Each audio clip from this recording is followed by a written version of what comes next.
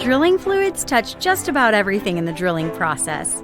We're here to deconstruct the drilling process and drilling fluid concepts to provide a deeper understanding of our industry. In each episode, we'll share information, talk to interesting people, and maybe share a few stories along the way. Welcome to the Flowline, a production of AES Drilling Fluids, brought to you by Matt Offenbacher and Justin Gauthier.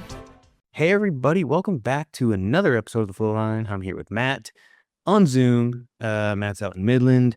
If you listened to the week before, he's not still out there, but we're recording multiple episodes because that's what we do. And then, it's funny because people do ask, like, how have you done this for so long, over so many weeks?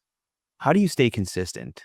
Well, that's part of it. If Matt travels or if I travel, sometimes we might have to get on Zoom and knock a few of these bad boys out. But the show always and must go on. We live to educate everybody, or at least Matt does. I live to ask dumb questions, and it somehow works out. And for today, there's a sort of a topic that's a little bit more, I guess, in the weeds. But again, I think it's important because it's a term that gets thrown around. And unless you understand it, you may not really understand why it's important. But when we talk about fluid compressibility, it's interesting. It's sort of a characteristic of fluid that ultimately can kind of change the way the fluid's behaving. And so, Matt, today we're going to talk about fluid compressibility. And you think you got the answers buttoned up? Because I got some questions for you. Well, I hope so. It's one of those. This is one of those topics. I was actually on like a LinkedIn group, just trying to come up with a podcast idea. I'll be very honest. And a couple of people said, "Hey, what are the calculations for fluid compressibility?" And there was a little bit of dialogue, and I was like, that's probably not a bad thing to revisit, just because a barrel of fluid at surface isn't the same thing as a barrel of fluid downhole, and that matters in extreme environments. But sometimes we get questions about this, so. Yeah. Cool. No, I think it's great. And, well, I'll bring this offline because I do have an idea. But with that being said, Matt, let's get into it. Under pressure, what is the fluid doing? Well, under pressure, it wants to compress, but we have this, so it's going to shrink, right? Per unit volume. The higher pressure you apply, the less space it can occupy, right? Right. Heat it up and it wants to expand. Cool it again, it wants to shrink. So you've got both a function of pressure and a function of temperature that affects the volume that fluid is going to occupy. So for the folks listening, let's walk through that. So on surface, ambient pressure, whatever ambient temperature is, as the fluid goes downhole, what is the pressure and temperature doing? It's going up. So imagine you have a really hot well. Let's say you're doing a high pressure, high temperature well, right? Well, you've got a lot of pressure, and so that's compressing the fluid, but you also have this opposite interaction where those molecules are bouncing against each other and like they want to expand. So, it's going to compress some, expand some, and it's sort of where we net out with that. And then guess what? As I circulate it back up to surface, those properties are going to change as it cools off. So, fluid behavior can be quite complex. So, and you mentioned like high temp, high pressure, which is deep and hot and all the rest of it. But like say in shallow or like fairly benign environments, does that matter quite as much? I mean, I guess at what point? Oh, I've got someone waving. I think that's Mike Christensen. He was waving. He's mad FOMO. Anyway, so like again, like at what? And I know it depends, but at what depth would you say this stuff starts to be important, or what part of the well? I mean, I think that, so some of those dependencies, one is like, if you're drilling an unconventional well, we're not that hot. We don't have a lot of, some of the things that would affect us where if somebody says, "Hey, I need to know the fluid compressibility for application X," I may be able to just use sort of ambient conditions and get a pretty good idea. As we get into like really high pressures, let's say you're over 10,000 PSI, you're over 300, 350 degrees, Now you start looking at the way those fluids behave, and let's say you have a very narrow fracture gradient, or you have some other things you really need to narrow down to know what your density is because you have a risk of a well control issue. All of a sudden, this stuff starts to matter a lot more. So I think it's both the type of the well you're drilling and the conditions you're drilling with it. And so a lot of and I mean, let's get real complicated for you. How about a high pressure, high temperature well in deep water, where now you have fluid that gets cold and shrinks, gets hot and expands, but gets compressed because of pressure, and then comes back up the annulus, and we do it all over again. Right. So, you can see how this can be a fairly dynamic situation, and in a deep water well like that too, you may have a very narrow fracture gradient, where if you don't know your actual density, you could be go on losses, you could create other problems. So, you know, a lot of the unconventional well stuff, it doesn't matter as much, and we can use some ambient calculations and have a pretty good idea. When it gets hotter and hotter and, higher temperature, higher pressure, um, we have to start thinking about this in a little more detail. Gotcha. So what about, I mean, are there other considerations that we need to be aware of? Any corrections, like anything to compensate for this sort of uh, what's going on? Well, I think this is where your retort data comes in, pretty important, right? Which we sort of knock the retort for, being this rudimentary instrument, but you're going to let's say you got oil-based mud, you're going to want to know the amount of solids you have in there. They're a certain compressibility, which isn't very much. But then the brine actually has a certain compressibility, and then the oil has a different compressibility. So all three of those phases are going to have different properties, and you're going to want to be able to calculate what fraction of a barrel of mud um, is oil, is water, and brine, and is solids, and use that to calculate how that fluid's going to behave.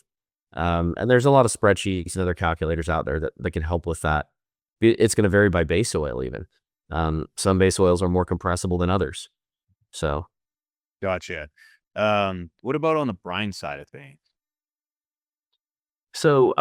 brine is kind of interesting because brines, this was one we would have, way back in the day, someone would say, hey, I need to know about compressibility because there's a thing called the pressure crystallization temperature, where basically you compress the brine and not all the salt can stay in solution because you've got less volume.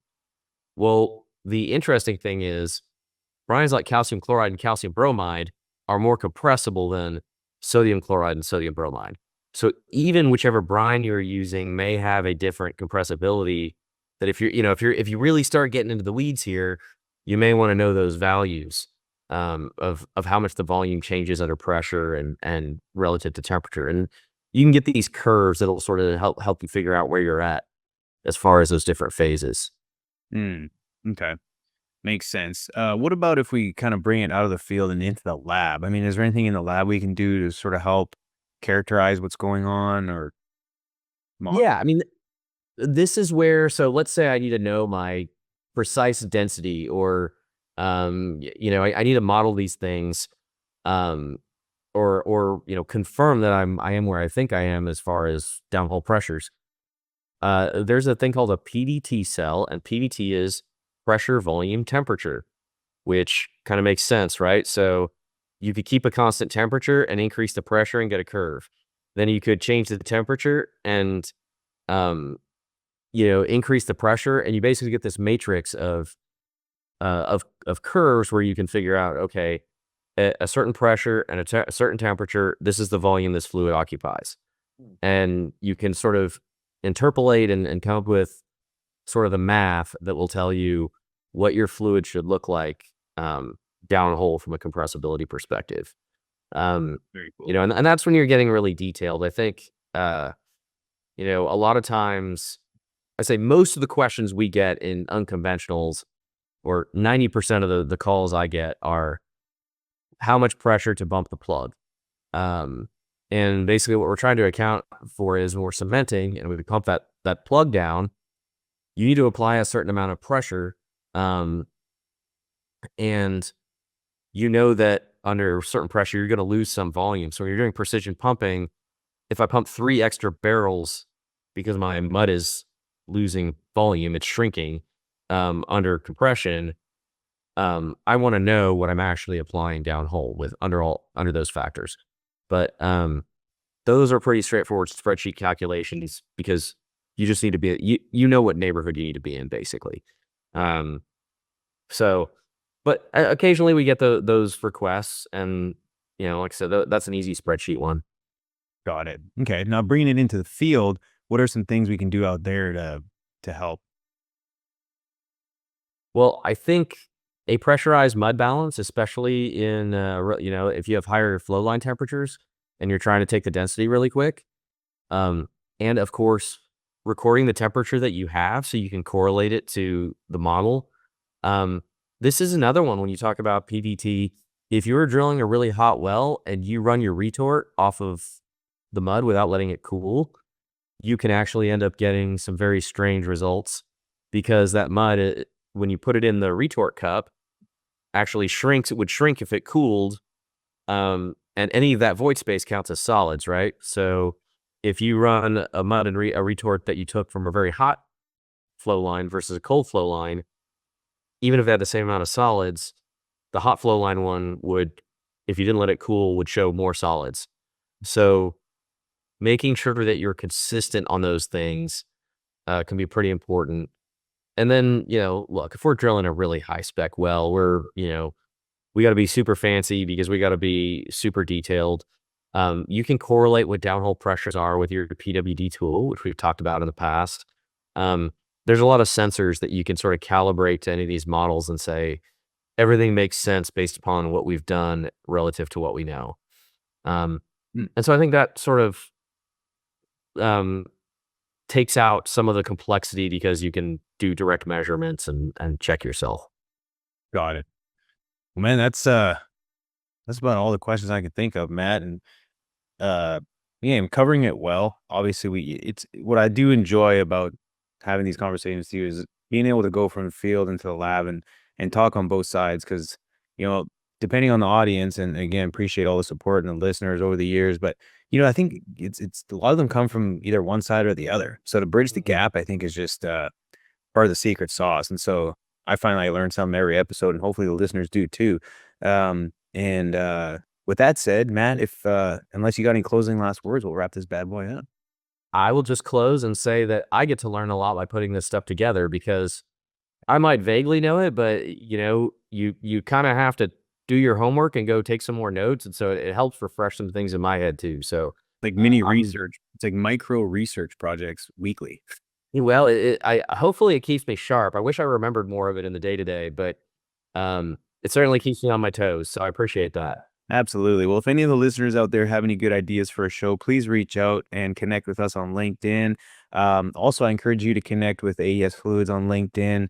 A lot of great content being put out. And if you're new to the show, I've mentioned it before, but we've got the videos out now. So we're doing a video podcast and audio. So depending on what you like. With that being said, everyone, appreciate the support. And until next time, be safe out there. Cheers. Take care. Thanks for listening. Please tune in next week for another exciting episode of The Flowline. And remember, may your returns always be full and your trips always smooth. Views expressed in this program belong to participants and not their employees. The program is for informational purposes only and cannot take the place of seeking professional advice. Copyright AES Drilling Fluids.